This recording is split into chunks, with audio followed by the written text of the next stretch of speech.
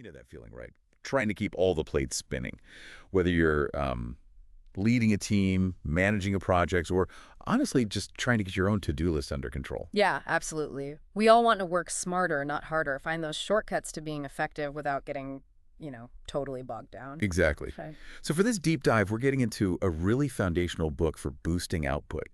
Andrew S. Grove's High Output Management. It's basically a key playbook from Intel's massive growth phase. And what's so interesting, I think, is how widely applicable Grove's framework is. I mean, yeah, it came out of high-tech, Intel specifically. Right. But these principles, they're not just for your typical CEO. Think about anyone who manages a process or needs to influence others to get stuff done. Like who? Well, school principals, maybe insurance agents, teachers, engineers. Grove actually called them know-how managers. Their effectiveness is just as critical. Know-how managers. I like that.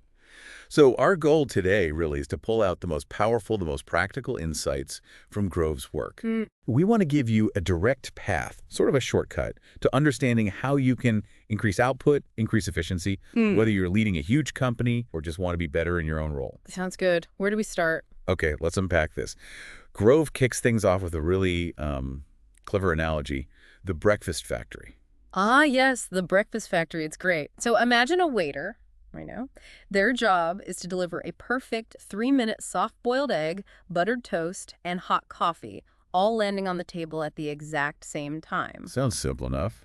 Maybe deceptively so. Well, yeah, because Grove uses this simple scenario to show the basic fundamental elements of pretty much any production process. Okay, like what? Like delivering a quality product, that perfect breakfast on time, keeping costs low, and crucially, doing it based on what the customer actually ordered. Right.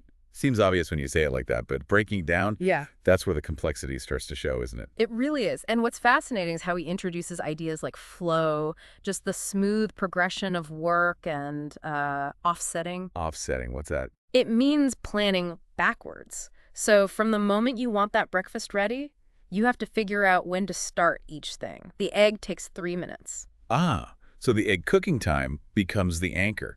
It dictates when you start the toast, when you pour the coffee. Exactly. You have to stagger the start times. And that brings us right to the next really interesting point, Which is? the limiting step. In almost any process, there's one part that's the slowest, the bottleneck, that controls the overall speed. So in the breakfast example, that's probably boiling the egg, those 3 minutes. It could be, yeah. And that's a huge takeaway. If you want to speed up the whole thing, you often have to focus right on that bottleneck. Makes sense. But then Grove adds another layer, limited capacity. What if you've only got one toaster? Ah, okay, so even if the egg takes 3 minutes, if the toast takes longer because the toaster's busy? Right. The whole flow now has to adjust to the toaster's availability. The toaster becomes the new limiting step, potentially. It really forces you to think about trade-offs, doesn't it? Yeah. Grove mentions specialization, too, like having an egg person and a toast person. He does. And yeah, that might speed things up if you're making hundreds of breakfasts. But you lose flexibility. What if someone wants their toast barely warm? Good point. And then there's the raw materials issue, the eggs. Crucial. What if the egg delivery guy is late? The whole operation grinds to a halt unless you have some inventory on hand. But keeping too many eggs, that costs money, ties up space. It's a constant balancing act, avoiding shutdowns versus managing inventory costs. That breakfast analogy, it's just so effective because you immediately see how it maps onto other things. Totally. Grove himself connects it to recruiting college grads, the interviews, the campus visits, making offers. Yeah, that's a process with steps and potential bottlenecks. And software development, too, with Yeah. unit testing, fixing bugs, system tests. It's all production in a way. He even applies it to the criminal justice system, which is kind of mind-blowing. Yeah, the idea that the number of available jail cells could become the limiting step, potentially wasting all the resources spent on policing and courts earlier in the chain. Wow. It shows how a bottleneck in the wrong place can really screw things up. Definitely gives you a different perspective. Okay, so we've got a breakfast factory. Maybe it's running. Maybe it's got some issues. How do we actually manage it day to day? Right. This is where Grove introduces the idea of indicators, measurements, basically. He argues they're absolutely essential. You can't run the operation well or focus on specific goals without them. Indicators, like metrics or KPIs. Exactly. And what's really key is his emphasis on daily indicators. For our breakfast factory, he'd suggest tracking. Let's see, inventory levels, right? Eggs, bread, coffee beans. Makes sense. What else? The condition of your equipment. Are the toasters working? Coffee machines? Egg boilers? Then manpower. Are the waiters available? Okay, inventory, equipment, people. Yeah. What about the output itself? Yep. Quality and output. Are the customers happy, getting what they ordered? And maybe even comparing your sales forecast to the actual orders coming in. It's like taking a daily pulse check on the whole operation. Precisely. Low on eggs, order more. Toaster broken, fix it. Waiter called in sick, get backup. Customers complaining, figure out why. And he talks about paired indicators, right? That seems important. Oh, absolutely crucial. You don't just measure how much you produce, you have to pair that with a measure of quality. Can you give an example? Sure. He uses accounts payable. Just tracking the number of checks processed isn't enough. Because you could just process them really fast, but make tons of mistakes. Exactly. So you pair the number of checks processed with, say, the error rate. This stops people from just chasing speed and sacrificing accuracy, because fixing those errors costs more time and money later. That makes total sense. Like our waiters serving tons of breakfast, but getting half the orders wrong? Not good. Not good at all. It forces that balanced view. And Grove uses this simple black box model to visualize any production process. The black box. Yeah, just inputs going in materials, labor, whatever work happens inside the box, and the desired output comes out. Applies to making breakfast, handling admin tasks, even college recruiting. It's a simple way to think about any kind of work, really. And to understand what's inside that box, he talks about different kinds of indicators beyond just the daily ones. Like what? Well, leading indicators. These are the ones that can sort of predict future problems. Think machine downtime records or maybe a customer satisfaction index trending downwards. So they give you a heads up that trouble might be brewing. Exactly. And he also mentions linearity indicators. These track your progress towards a specific goal over time.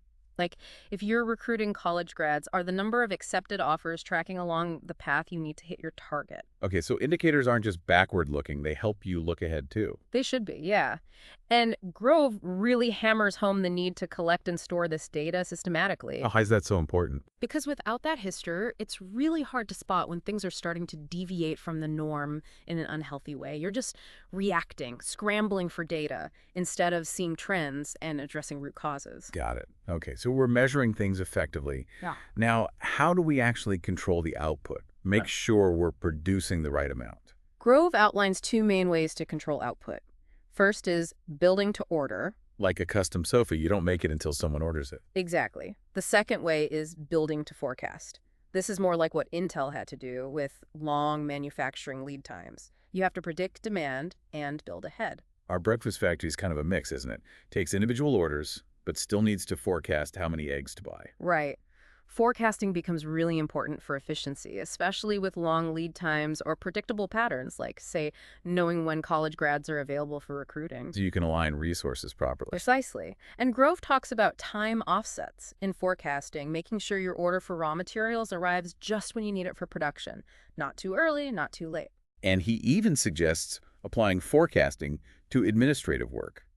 That's interesting. Yeah, it's not something people often think about, but predicting workload in areas like customer support or even project management can definitely boost productivity. Plan your resources. Okay, forecasting is one tool for control. What else? Inspection. This is critical. Inspecting the final product. Well, yes, but not only the final product, Grove breaks it down. You inspect incoming materials, the raw stuff. You do in-process inspections, checks during production. And then, yes, outgoing quality inspections on the final product. And he has this principle. Lowest value point inspection. Yes. Catch defects as early as possible, before you've sunk more time, effort, and materials into them. Check the eggs when they arrive, not after you've cooked and served them. Makes perfect sense. Cheaper to reject a bad egg than a whole messed up breakfast. Exactly. Now, there are always economic trade-offs about accepting something slightly imperfect versus rejecting it. But he says never compromise on reliability, Yeah. right? Absolutely not. You can't risk a critical failure for the customer just to save a few pennies on a component, but you don't always have to inspect everything. Ah, okay. How does that work? He talks about sampling inspection, inspecting a representative sample to maintain the flow of work rather than checking every single item, which can really slow things down. And this is where that American Embassy example comes in. Yes, it's brilliant. They had this huge visa application backlog in London. Approval rates were super high.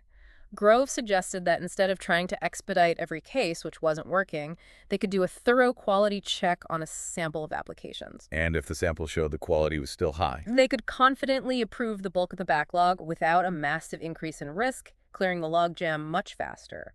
Way better than their ineffective speed-up attempts. Like how the IRS audits a sample of tax returns? Kind of, yeah. It's a smart way to balance efficiency and quality control when volume is high. And for managerial work, he talks about variable inspection. Variable inspection, so not always inspecting the same way. Right. The key here is avoiding micromanagement. You adjust how often and how deeply you review a subordinate's work based on their experience and skill with that specific task. Okay, so more check-ins for someone new, fewer for an experienced hand. Exactly. It fosters ownership, builds trust, and avoids that feeling of someone constantly looking over your shoulder. Right. Okay, so we're controlling output. How do we actually increase it, get more done? This leads to productivity. Yep. And Grove's definition is simple. Output divided by the labor needed to produce it. Basic efficiency. And he says there are 3 ways to boost it. 3 main ways. 1, speed things up. Do the activities faster. 2, increase your leverage. And 3, shift your work towards activities that have higher leverage. Okay, speeding up is obvious, but leverage. Yeah. That sounds important. What does he mean by managerial leverage? He defines it in a few ways. First, when a manager's action affects a lot of people. Second, when a brief action, maybe a conversation or a decision, has a long-term impact on behavior or results. Okay. And third, when a manager provides unique knowledge or skills that benefit a large group. So training a team effectively, setting a clear strategy, being the go-to expert on something critical. Exactly. Those are high-leverage activities. A small input of the manager's time yields a big output across the team or over time. And timing matters for leverage. Hugely. He gives the example of a valued employee thinking about quitting. Addressing their concerns immediately has massive leverage compared to finding out weeks later when they've already mentally checked out. Yeah, too late then. But leverage can be negative too. Oh, definitely. Bad training drags everyone down. A poorly run meeting wastes everyone's time. Grove mentions a technical coordinating group that actually hindered progress because it was run badly. And he specifically calls out managerial meddling, right? Yes. That's a prime example of negative leverage. When the boss jumps in and takes over a task instead of letting the subordinate work through it and learn. Even if the boss can do it faster. Even then, because it reduces the subordinate's confidence, their learning, their sense of ownership, it actually makes the team less capable over time, counterproductive. That's a really important point. So delegation must be a key tool for positive leverage. Absolutely. But Grove is clear. Just dumping tasks isn't delegation, that's abdication. Okay, what's the difference? Real delegation requires a common understanding, a shared information base about what needs to be done and why, and, crucially, follow through and monitoring from the manager. And how often should a manager follow up? That depends on what Grove calls task-relevant maturity, or TRM. Task-relevant maturity. So how good the person is at that specific task. Exactly. Not their overall experience, but their competence and track record with the particular thing you've delegated. Higher TRM means less frequent monitoring. Lower TRM means you check in more often, especially early on. Like our principal delegating the school fair. Check in more with the rookie teacher than the veteran. Precisely. Tailor the oversight to the person and the task. Okay, that makes sense. Now, shifting gears slightly, managers need to manage their own time too, right? That's often the biggest challenge. For sure. And Grove applies the same production thinking here. He strongly recommends batching similar tasks. Batching, like doing all your emails at once. Yeah, or handling interruptions in clumps instead of letting each one derail you individually. Group similar work together for efficiency. That sounds like a good way to fight that feeling of constant fragmentation. It is. He also says use your indicators. If you have good measurements, you can often answer questions quickly without a long interruption. Data at your fingertips. Right. And try to impose a pattern on recurring problems. Create a routine for handling them. Make the irregular regular. In the calendar.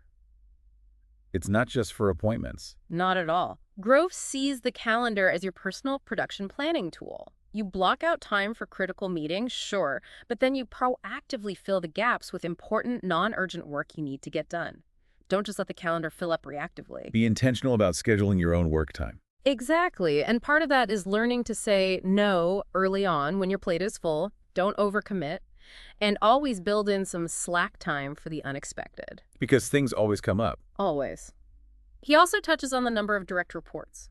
Is there an ideal number? He suggests that for managers whose role is mostly supervisory, somewhere around 6 to 8 direct reports often works best, allows enough time for each person without spreading the manager too thin. And for middle managers dealing with interruptions from, say, their team or customers, batching. Batching is key, yeah. Find ways to consolidate those interactions where possible. Okay, now let's talk about something managers spend a lot of time on. Yeah. Meetings. Often feels like a waste of time, doesn't it? It often can feel that way, but Grove pushes back on that. He reframes meetings not as a burden, but as the actual medium through which managerial work gets done. How so? Well, that's where information is shared, where decisions are debated and made, where coordination happens. So the goal isn't fewer meetings necessarily, but better, more productive meetings. Okay, fair enough. And he talks about different kinds, right? Let's start with one-on-ones. Manager and direct report. Yes, he sees these as absolutely fundamental. They're for teaching, for exchanging information, often subtle, qualitative stuff that doesn't fit in a report, and crucially, for building the relationship and trust between supervisor and subordinate. And he says, schedule them regularly, even if you bump into each other in the hallway all the time. Definitely. Those casual chats are different. He even tells a story about getting vital private lessons on complex technical topics during his early one-on-ones at Intel. They need dedicated time. How often and how long should they be? Frequency depends on that task-relevant maturity again. More often for people newer to their roles or tasks. But he recommends a minimum of an hour. An hour. Seems like a lot. His point is you need that time to go beyond just superficial status updates and really dig into issues, concerns, coaching opportunities. And he suggests the ask one more question technique. Ah, yeah. Tell me about that. Just when you think the conversation is wrapping up, push for one more question. It can often uncover something important lurking beneath the surface. Good tip. Should they be structured? Ideally, yes. Both people should come prepared, maybe with a short outline of topics, and taking notes is important to track actions and decisions. It's a place for tougher conversations, too. They can be, yeah. A forum for heart-to-heart issues related to work. But he warns against the zinger, the subordinate, dropping a huge bombshell right at the very end of the meeting. Yeah, that's not fair. So, well-run one-on-ones have high leverage. Absolutely. Huge leverage. Discussing a market forecast, coaching someone through a problem, it pays off significantly. He even makes a comparison to having regular one-on-one time with family members. Interesting parallel. Okay, what about staff meetings? The whole team together. Their main role, according to Grove, is facilitating interaction among peers. It's not just about the manager talking to the team. So, two members talking to each other. Exactly. Learning from each other, debating issues that affect more than just one or two of them, making group decisions. The supervisor acts more like a facilitator, a moderator, and a role model for good discussion. Keep it focused. Make sure everyone participates. Right. Keep discussions on track. He also mentions using visual aids effectively in operational reviews held during staff meetings and stresses that the audience's role asking clarifying, challenging questions is just as important as the presenters. Active listening and participation from everyone. Got it. Got it. And the third type, mission-oriented meetings. These are the ad hoc ones, called for a specific purpose, usually to make a decision or solve a particular problem. So they need a clear goal from the start. Absolutely critical. The chairman, or whoever is leading it, is responsible for ensuring there's a clear objective, people come prepared, the attendee list is tight, maybe 6 or 7 people, max discipline is maintained, and clear, specific minutes summarizing decisions and actions are sent out promptly. The chairman really owns the success of that meeting, and the follow-up is key. Essential. Otherwise, what was decided gets lost or interpreted differently.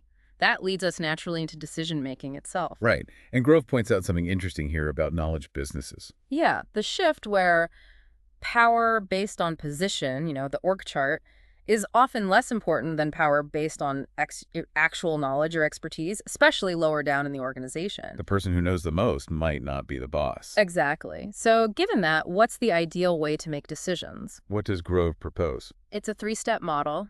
First, free discussion. Let all facts and opinions, especially dissenting ones, come out. Second, clear decision. Make the call unambiguously. Third, full support. Everyone commits to supporting the decision, even if they argued against it initially. Free discussion, clear decision, full support. Sounds ideal. Easy to do. No, he readily admits it's hard, especially for middle managers. It takes courage to speak up, maybe make an unpopular call, or fully back a decision you didn't agree with. And peer groups trying to make decisions can get stuck.